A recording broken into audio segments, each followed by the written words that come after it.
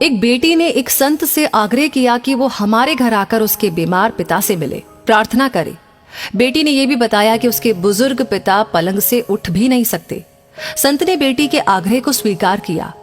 कुछ समय के बाद जब संत घर आए तो उसके पिताजी पलंग पर 2 तकियों पर सिर रखकर लेटे हुए थे और एक खाली कुर्सी पलंग के साथ पड़ी थी।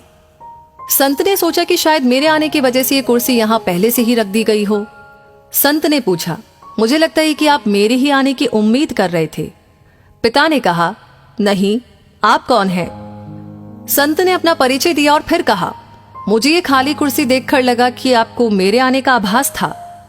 पिता ने कहा, ओह, यह बात नहीं है। आपको अगर बुरा ना लगे तो कृपया कमरे का दरवाजा बंद करेंगे क्या? संत को यह सुनकर थोड़ी हैरत हुई, फिर भी दरवाजा बंद कर दिया।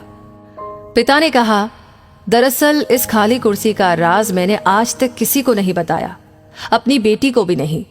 पूरी जिंदगी में ये जान नहीं सका कि प्रार्थना कैसे की जाती है। मंदिर जाता था, पुजारी के श्लोक सुनता था, वो तो सिर के ऊपर से गुजर जाते थे, कुछ भी पल्ले नहीं पड़ता था। मैंने फिर प्रार्थना की कोशिश करना छोड़ दिया। लेकिन 4 साल पहले मेरा एक दोस्त मिला, उसने मुझे बताया कि प्रार्थना कुछ नहीं, भगवान से सीधे संवाद का माध्यम होती है।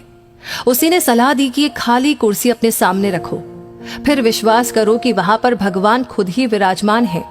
अब भगवान से ठीक वैसे ही बात करना शुरू करो जैसे कि अभी तुम मुझसे कर रहे हो।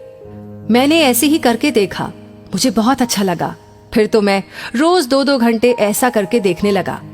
लेकिन ये ध्यान रखता था कि मेरी बेटी कभी मुझे ऐसा करते ना देख ले। अगर वो देख लेती तो परेशान हो जाती या फिर वो मुझे मनोचिकित्सक के पास ले जाती।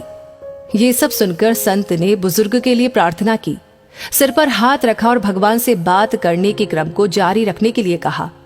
संत को उसी दिन 2 दिन के लिए शहर से बाहर जाना था, इसलिए विदा लेकर चले गए।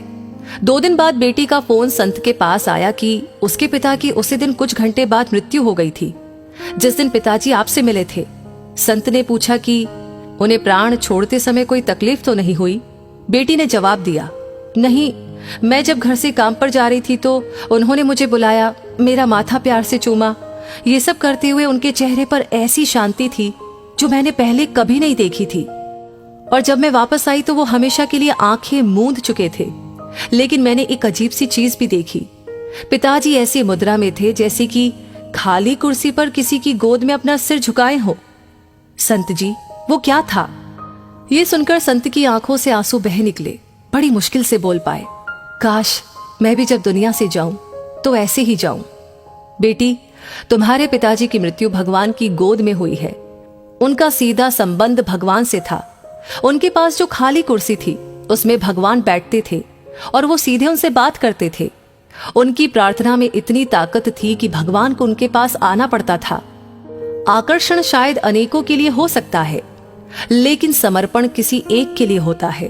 तो दोस्तों, इस कहानी को सुनकर आपको क्या लगता है? आपकी क्या राय है? आपको क्या सीख मिलती है? हमें कमेंट बॉक्स में लिख करके जरूर शेयर करें।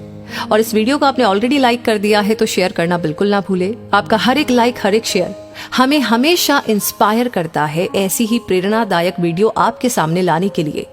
साथ ही हमारे हर वीडियो को सबसे पहले पाने के लिए हमारे पेज को फॉलो करना ना भूले। धन्यवाद।